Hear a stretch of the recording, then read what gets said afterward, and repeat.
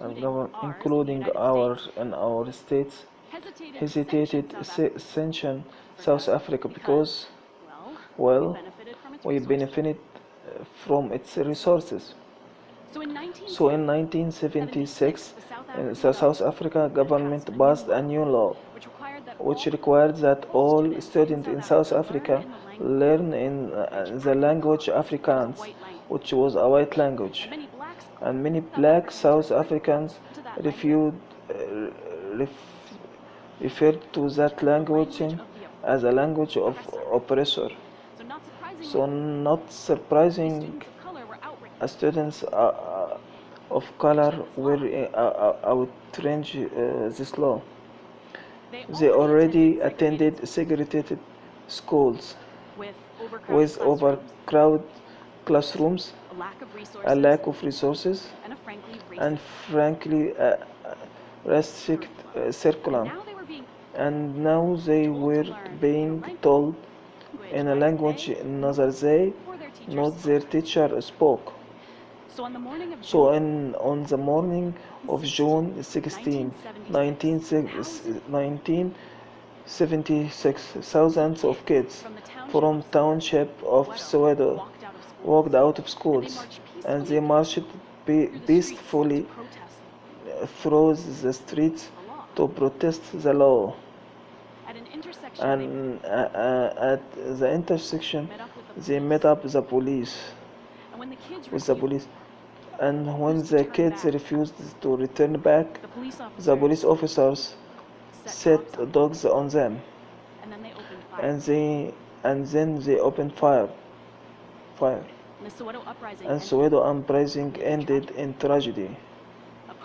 Apartheid itself didn't end until almost 20 years later, but the activism of those kids on Soweto profoundly changed the world viewed what was happening in South Africa. News outlets all around the world published on this photo of 13 years old Hector Bersoncet, who was one of the first people killed by police in Soweto, and it became nearly impossible to ignore the brutality of the regime. In the months and the years that followed the Soweto uprising, more and more countries exerted political and economic pressure on South African government to end apartheid, and it was largely due to activism of those kids in Soweto. So every year my kids learn about this, and invariably they started to draw connections between those kids in Soweto and themselves, and they start to ask themselves what kind of political power and agency they have. They ask themselves whether there would ever been reasons they would risk their lives so that a future generation could live in a more just world. And most profoundly for me, every single year they ask themselves whether adults will ever listen to their voices.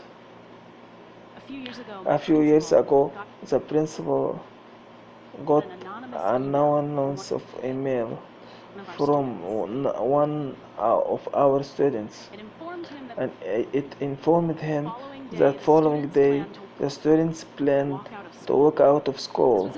This was in the wake of McCain in Franklin, Missouri.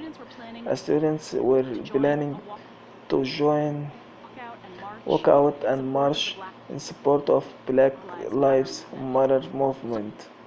So at that point, a staff at the school had a decision to make. Would we use our authority and our power to try to control the students and prevent them from leaving? Or would we support them as they put into practice the principles of social justice that we had taught them about since the ninth grade year. So that next morning the kids left schools and mass they and one of the seniors jumped up on picnic table and went over safety expectation, and the younger kids took it very seriously. And as teachers and as a staff, we told them, okay, be safe, and we watched us as they marched off. The kids who would choose to stay spend of afternoon in class. They debated the merits of protest. They talked about the history of Black Lives Matter movement, and they went on classes schedule. And those who chose to leave participated in citywide student walkout and raised the collective voice for justice. But no matter where they chose to spend the afternoon, our kids learned valuable lessons that day. They learned that the adults in their lives would support them even as we worried for their safety. And they learned that they didn't need us to tell them how or when or even why to protest. They learned that they were members of community of young people with shared vision of a more equitable society. And they learned that they had power within that society. They learned that events like Soweto are uprising that not ancient history, and they don't have to end a tragedy. And that's what education as a tool for social justice can look like. And here is the thing, our kids are ready to this kind of work.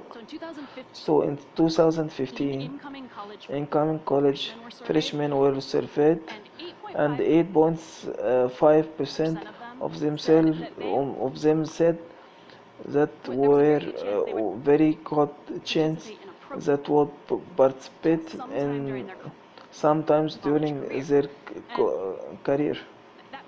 That might not seem very impressive, but consider them the fact that it's largest number of students to say that since 1967, and 75% of those kids said that helping our people who are vulnerable was very important or essential goal for them. And again, the highest number of people to say that since the late 1960 years. And research show us that working for justice doesn't just follow from building all those skills. I thought it actually goes the other way too. So working for justice, engaging activism, help students build skills like leadership and critical thinking and correlate positively and their positive participation and their excessive engagement and their commitment to other commit, communities later in life. So in other words, students are telling us the social justice matter to them, and researchers are telling us that it helps students learn. So now it's up to us to listen, and that might not be easy.